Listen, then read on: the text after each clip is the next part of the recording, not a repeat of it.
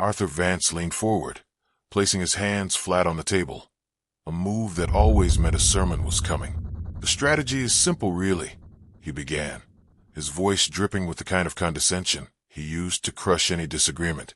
"But I can see how it might go over some people's heads, especially when we're stuck in the weeds instead of soaring at 30,000 feet. He paused, letting the insult hang in the air. He glanced from Henderson's nervous twitch to Thorne's averted gaze to Ramirez's stony silence. He didn't see colleagues.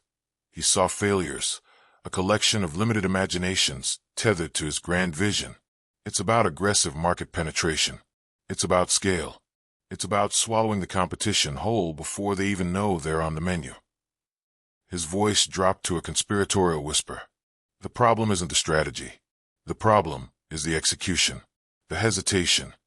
He was building the story he'd tell the shareholders, the one that blamed everyone but himself. He was utterly confident, completely in control, and profoundly, catastrophically wrong. The air in the private dining room of Aria, a restaurant so exclusive it doesn't even have a sign, was thick with ambition and expensive cologne. It was a sterile beige room, designed to be forgotten, a blank canvas for the egos that filled it. Around a heavy mahogany table sat the board of Viridian Dynamics, a tech company that, for 10 years, had only known how to go up. Now, though, it was getting a taste of gravity, and it was terrifying. The silence wasn't comfortable. It was the tense quiet of a predator that has just missed its kill. For people nursed glasses of sparkling water, their eyes glued to the man at the head of the table, a man who seemed to suck all the light in the room into his perfectly tailored suit. That man was Arthur Vance, the CEO. And he wasn't just a CEO. In his own mind, and for a long time in the markets, he was the CEO. His jawline looked sharp enough to cut glass. His hair a sculpted mix of silver and black. His voice, a low, confident baritone, had charmed investors and terrified employees for a decade. He held his water glass not like a man drinking, but like a king holding a scepter. He scanned his board with a look that was somewhere between a disappointed father and a biologist looking at underperforming lab rats.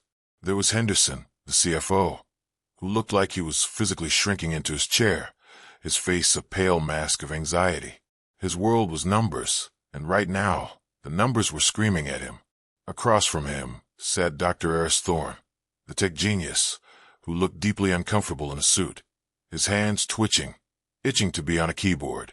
And beside him, Maria Ramirez, the head of marketing, a woman known for her almost psychic ability to read the market.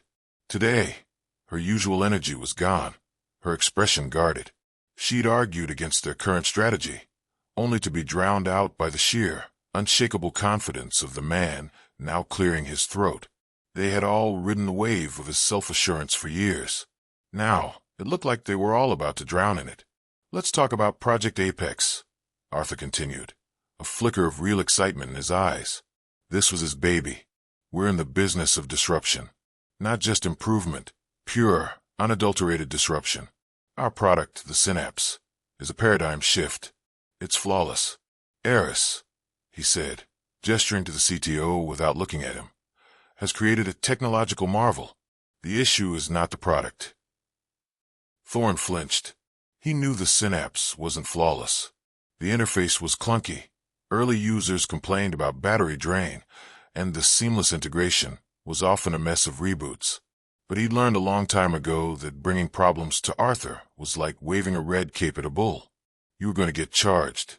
The issue, Arthur pressed on, is capturing the market with overwhelming force. Maria, you wanted a soft launch. You wanted focus groups. He said the words focus groups like they were a disease. That's how Kodak failed. That's how Blockbuster became a punchline. They were too busy listening to their customers. We are here to conquer new continents of consumers. Maria Ramirez clenched her jaw. Her plan was about building a loyal user base before scaling. Her team's research showed it could be 5 to 25 times more expensive to get a new customer than to keep an old one. But Arthur saw that not as a warning, but as a challenge. Project Apex is a $200 million global marketing blitz, Arthur declared, his voice booming. We're targeting everyone from 18 to 45. We have celebrity endorsements, primetime ad slots, a social media avalanche. We're going to create a hurricane of desire so powerful that people will feel like they're missing out on life itself if they don't own a synapse. Henderson, the CFO, finally found his voice. Arthur, he began. The burn rate on this, it's terrifying. We're spending nearly $30 to acquire each new user, and we won't recoup that for at least 18 months, if there's any softness in the market. Arthur cut him off with a wave. Revenue is vanity, Henderson. We are not chasing profit. We are chasing dominance. Profit comes from monopoly. You're using a calculator when you should be using a history book. Every great empire was built on conquest, not balanced budgets. He leaned back, pleased with himself. He truly believed he was a corporate Caesar, leading his legions. He couldn't see that his board members weren't his loyal soldiers, but worried experts, each seeing a different cliff he was gleefully sprinting towards. The latest numbers, Maria said, her voice steady and low, are not good. The campaign is live in our test markets. Yes, acquisition is high, but the churn rate is alarming. Churn. The word hung in the air, ugly and unwelcome. The silent killer of growth. Our churn rate is hitting 40% in the first 90 days. Maria continued. We're gaining thousands of customers a week and losing almost half of them. They use the product, find it lacking, and they leave. The word of mouth is turning negative. Arthur's smile tightened.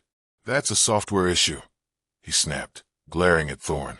Eris, you told me the patch would fix the user experience. Thorne swallowed. The patch fixed the critical bugs, Arthur. It didn't redesign the interface. That would take 6 months. You said we didn't have 6 months. We don't. Arthur thundered. You're all stuck in the weeds. You're missing the glorious forest I am planting. The churn is an acceptable loss. It's the cost of war. We are capturing territory. Once we have established dominance, we can send in the gardeners to pretty it up. We'll release Synapse 2.0. It's a simple 2-step process. Conquer, then govern. He was so focused on the horizon, he couldn't see the gaping hole at his feet. His entire strategy was built on the idea that customers were a resource to be captured. He failed to get that they were people, and people who have a bad experience don't just disappear. They talk. He was spending a fortune to fill a bathtub with the drain wide open, all while celebrating how powerfully the faucet was running. The waitress's world. Outside that stuffy room, the main floor of Aria hummed with a different kind of energy, a quiet, efficient ballet of service. Moving through it all was Clara.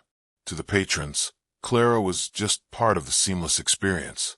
A pleasant smile, a hand that refilled a water glass. She wore the simple black uniform of the waitstaff, her hair in a neat bun. Nothing about her drew a second glance, and that was the point. In her world, being invisible meant you were excellent at your job. But Clara was a keen observer.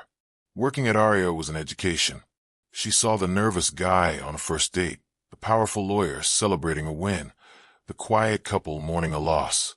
She was 24, a grad student by day, wrestling with behavioral economics. Her thesis was on why smart people so often make predictably foolish choices. By night, Aria was her real-world laboratory.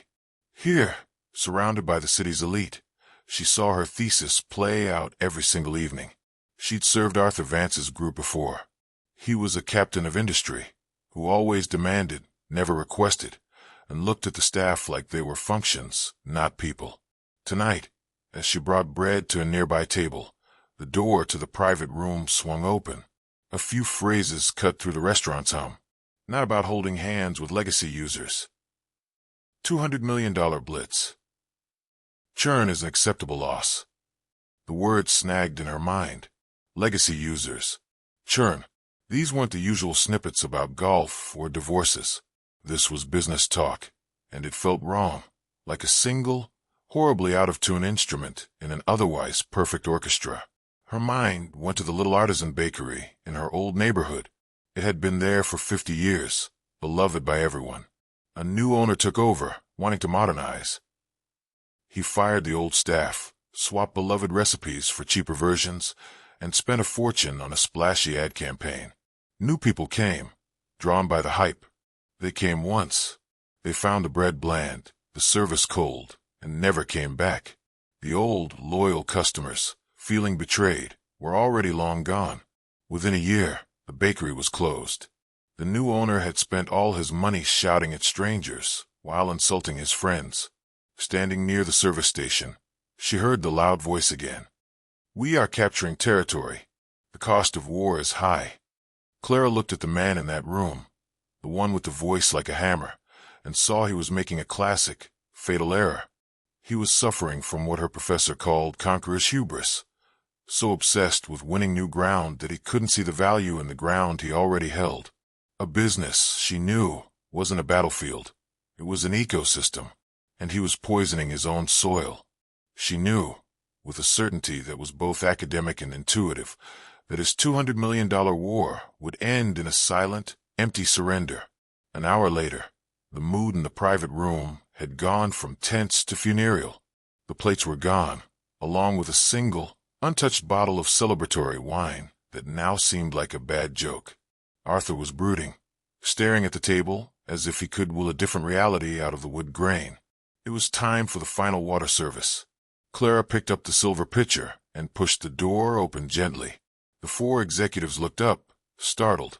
Arthur's eyes, dark and stormy, landed on her with pure annoyance. He saw an interruption. "We don't need anything," he said curtly. A clear order to leave. Her training screamed at her to nod, retreat, and shut the door. It was not her place. But then she thought of her thesis, the bakery, and the sheer, arrogant foolishness of it all. The academic in her was stronger than the waitress. She held Arthur's gaze, her expression calm. She moved forward and began pouring water into Henderson's glass, her hand perfectly steady. The only sound was the quiet splash of water. She moved to Thorne's glass, then to Ramirez's. She had been dismissed, yet here she was, holding them all captive with a simple, deliberate act. Finally, she stood before Arthur Vance. He watched her, a muscle twitching in his jaw, waiting for her to fill his glass and get out. She didn't. Instead, she rested the pitcher on the table. She looked at him directly, not as a waitress to a customer, but as one person to another. "Excuse me for interrupting, sir," she said, her voice quiet and clear. "I couldn't help but overhear some of your conversation. The doors are thin." Arthur's eyes narrowed, and the word was a threat. Clara was unfazed. "You're spending all this money and energy trying to get new people to like your product," she said simply. "It sounds very exciting. A real conquest." She used his own word. For a second, he thought she was flattering him. Then came the turn. "But I just have one question," she continued, her tone almost conversational. "If you're spending all your time, and all your money, and all your passion on the customers you don't have, who is taking care of the ones you do have?" The question landed in the dead silence with the force of a physical blow. It was so simple, so obvious. It bypassed all of Arthur's defenses and shot straight to the core of his strategy. He stared at her, his mouth hanging slightly open. The words wouldn't come, because her simple question had just lit up the fatal flaw in his grand design with the brutal clarity of a lightning strike. Who was taking care of the ones they did have? The answer was no one. They were the churn, the acceptable loss, the scorched earth. They were the foundation he was dynamiting while trying to build the penthouse. Increasing customer retention by just 5% can boost profits by 25% to 95%. The probability of selling to an existing customer is as high as 70%, while it's as low as 5% for a new one. Statistics his own team had shown him, stats he dismissed as small thinking. Across the table, Maria Ramirez was staring at Clara, her eyes wide with shock and admiration. She'd been trying to say the same thing for months, with charts and jargon. This waitress had boiled it all down to a single, human, unanswerable question. Thorne looked down, a slow smile spreading across his face. It wasn't about his code. The whole philosophy was broken. Henderson just looked back and forth between Clara and Arthur, witnessing a titan being slain by a single, perfectly aimed stone. Clara, for her part, simply picked up the water pitcher. Her inquiry was complete. She had her answer, written clearly on the shattered expression of the CEO. She gave a small, polite smile. "Just a thought," she said softly. "More coffee, more coffee." The question hung in the air, the perfect, mundane punctuation mark on the total implosion of Arthur Vance's authority. He was talking about empires. She was offering him a beverage. It was checkmate, delivered with a smile. Arthur didn't answer. He couldn't. He saw months of planning, millions of dollars, and his entire reputation crumbling to dust because of a simple question from a girl in a black uniform. He'd been so sure of his own brilliance, so deafened by the sound of his own voice, that he'd missed the most basic truth of all. Claire didn't wait for a reply. She gave a slight nod, turned, and walked out of the room, closing the door gently behind her. She left a stunned, deafening silence in her wake. The spell was broken. Maria Ramirez was the first to speak, her voice strong. "She's right," she said, looking not at Arthur, but at the others.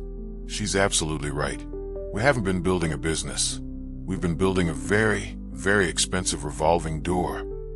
Thorne nodded, looking at Arthur for the first time, without fear. "We can fix the product, Arthur, but not if we keep throwing it at people who aren't ready for it. We need to stop shouting and start listening to the people who gave us a chance in the first place." Henderson, the numbers man, chimed in, his voice shaking but resolute. "The entire financial model is based on a stable user base. Without retention, the acquisition cost is a death spiral." She saw it in 5 minutes. Arthur Vance said nothing. He just sat there deflated. The magnificent suit suddenly looked too big for him. The confident posture was gone, replaced by the slumped shoulders of a man completely defeated. He'd been outsmarted, not by a competitor, but by a waitress who used a logic so fundamental he'd thought it was beneath him. The board members were no longer looking at him for answers. They were looking at each other. The reign of Arthur Vance had ended, not with a bang, but with the quiet closing of a door and the offer of coffee. It's easy to think that wisdom only lives in boardrooms and fancy titles. The truth is, brilliant insights can come from anywhere and from anyone. Often, the most complex problems have the simplest solutions, hidden in plain sight. The greatest blindness is arrogance, and the greatest wisdom is the humility to listen. If you believe great ideas should be heard, no matter who they come from, subscribe for more stories that challenge the way we think. This is Tracelight Stories. Thanks for watching. Don't forget to check out our other stories.